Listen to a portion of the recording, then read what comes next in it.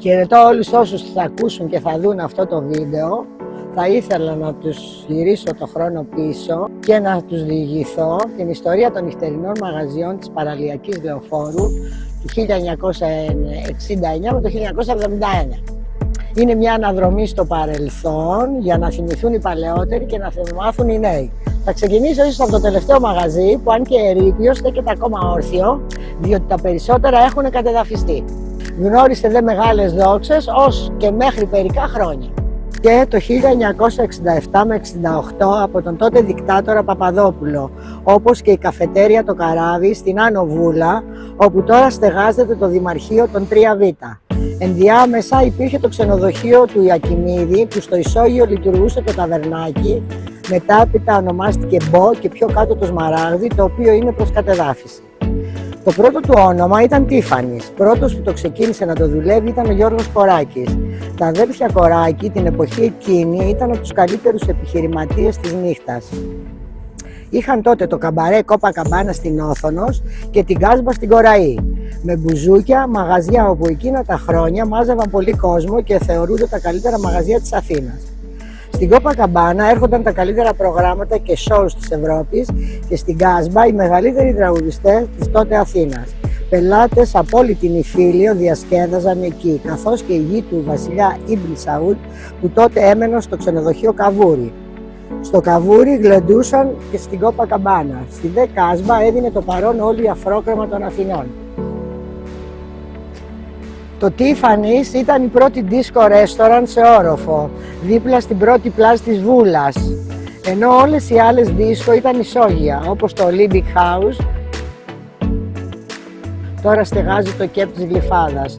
Το Silver House πιο κάτω κατεδαφίστηκε πριν πάρα πολλά χρόνια. Και η Ταϊτή, που ήταν στην παραλία της Γλυφάδας κοντά στην ταβέρνα Ψαρόπουλος, όπου έτρωγε ο Νάστης με τους φίλους του, κατεδαφίστηκε κι αυτή. Στο ισόγειο δε του Τίφανη, στο καλοκαίρι λειτουργούσε το self-service για τους λουόμενους και φίλους του Κοράκη, γνωστοί τραγουδιστές, ηθοποιοί, επιχειρηματίες της εποχής εκείνης.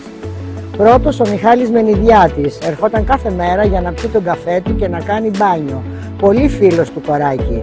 Φορούσε πάντα ένα μπλε κοντό μπουρνούζι και στο μικρό του δάχτυλο έλαμπε ένα σεβαλιέ με μπριγιάν. Η Ζωή Λάσκαρη με τον Τόλι Βοσκόπουλο, ένα από τα ωραιότερα ζευγάρια της εποχής εκείνης. Το βράδυ δε άναβε ένας προβολέας που έφεγε και παρουσίαζε όλη την ομορφιά και μαγεία της θάλασσας. Ήταν το καμάρι του Κοράκη και εγώ ήμουν το αγαπημένο του παιδί, διότι ήμουν το πρώτο disc girl στην Ελλάδα και δούλευα εκεί. Βίκη το όνομά μου, με πολλές φωτογραφίες στα περιοδικά της εποχής εκείνης, 1969 με 71. Πελάτες του το βράδυ, όλη η Αθήνα, καλλιτέχνες, ηθοποιοί, επιχειρηματίες, με πρώτη τη Βίκη Μοσχολιού και το Μίμη Δωμάζο και με τους νέους της εποχής εκείνης. Ήταν το κόσμημα της περιοχής. Υπήρχαν τότε και άλλα ωραία μαγαζιά, όπως τα Αστέρια στη Γλυφάδα, πολύ παλιό αλλά ωραίο μαγαζί με μεγάλους τραγουδιστές έως και πριν λίγο καιρό. Γνώρισε μεγάλες δόξες, γλίτωσε την κατεδάφιση, ανακαινίστηκε και έγινε μπαρ, ρέστοραν, καφέ και ονομάστηκε Άρκα Αστέρια. Πιο κάτω ήταν το καφέ του Ζέρβα. Τότε εκεί ο Νίκος Μαστοράκης έφερνε διάφορα συγκροτήματα τα Σαββατοκύριακα και εμείς οι νεολαίοι διασκεδάζαμε χαρούμενοι και ευτυχισμένοι. Ανακαινίστηκε πριν λίγο καιρό και ονομάζεται τώρα Καρέτα Καρέτα. Τα άλλα όμως δεν γλίτωσαν και κατεδαφίστηκαν, όπως τα παλιά δειλινά στα δικηγορικά. Εκεί τραγουδούσε ο Χριστάκης και χόρευαν οι αδελφές Μπρόγερ. Γκρεμίστηκε πριν λίγο καιρό. Τα καινούρια δειλινά και αυτά στα δικηγορικά του Μιχαηλίδη θεωρήθηκαν τότε το ωραιότερο μαγαζί των Βαλκανίων. Τραγούδισαν δε μεγάλα ονόματα όπως ο Μπιθικότσης και η Μοσχολιού και άλλοι μεγάλοι τραγουδιστές της εποχής εκείνης. Γκρεμίστηκε πριν πολλά χρόνια.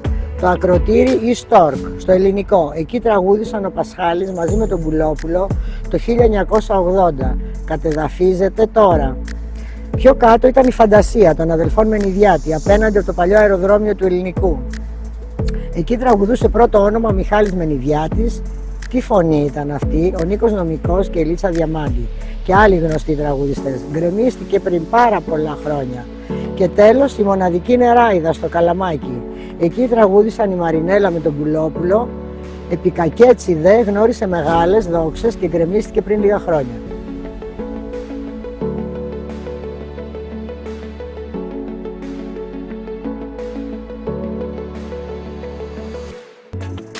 Και τώρα κοιτάξτε πώς κατάντησε μετά από τόσα χρόνια. Διάφορα κτίσματα προσθέθηκαν στο αρχικό κτίσμα. Το αρχικό είναι αυτό με τους ρόμβους και χάλασαν την αρχική του ομορφιά.